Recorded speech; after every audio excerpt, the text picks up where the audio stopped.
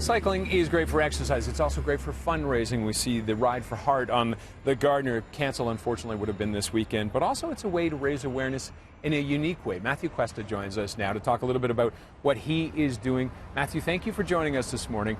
And what you're doing is you're riding 46 kilometers every day. That is the age of George Floyd when he died. Yeah. And tell us a little bit why you decided to ride your bike for him in his memory.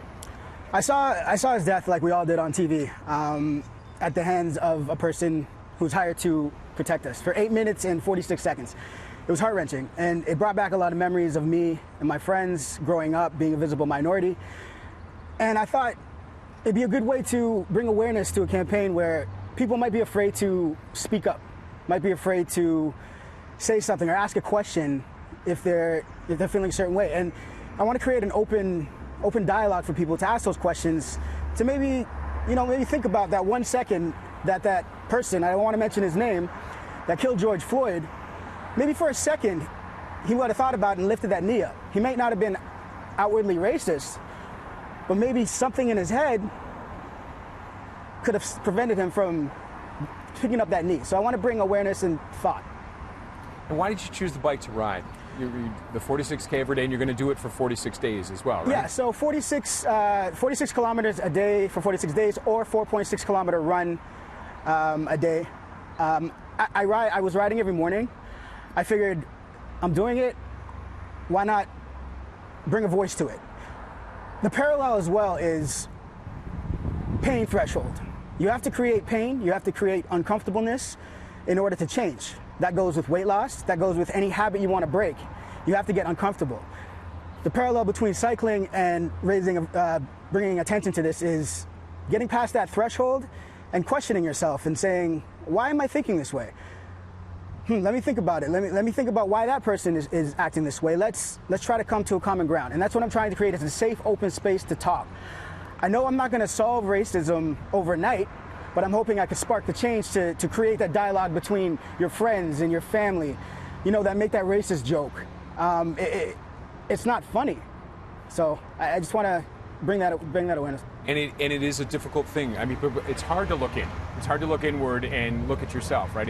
People are scared of that. We see that all the time. And what have you found? You've been riding now for how many days now? This is day 6. Yeah, day 6. What have you found when you're doing that ride? I mean, it's probably a 2-hour ride. Hour 20. Hour 20. I do it about 4:30, 5 o'clock in the morning. So I just loop around here. It's me and the birds, and you really start talking to yourself, start thinking about everything, and thinking about why people might be mad. Like the attention I've been getting on social media the past couple of days. At first, I didn't understand the anger, the hate. I was just riding my bike. I'm just trying to bring awareness, and people. Yeah, you've had people actually come in, and you've had people say, "Why are you riding? That's a white man's sport." Yeah, right? yeah, and I didn't understand it at first, and I was angry. And then riding in the morning, it made me reflect. Okay, let's figure out why they're angry.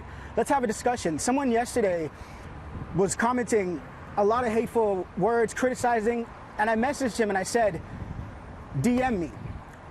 Let's talk. Let's see how I can do better if you don't think I'm doing a good job. He did DM me. He apologized. He said, I love you. And he said, thank you for what I'm doing. So the message here now is battle the hate with love. Every response I'm giving now is DM me, let's talk, I want to try to solve this, and I love you. That's it. So important, conversations and communication. Right? It's the only way to spark change. You have to be uncomfortable to spark any sort of change in life. Anything you want to do, you can't be stagnant.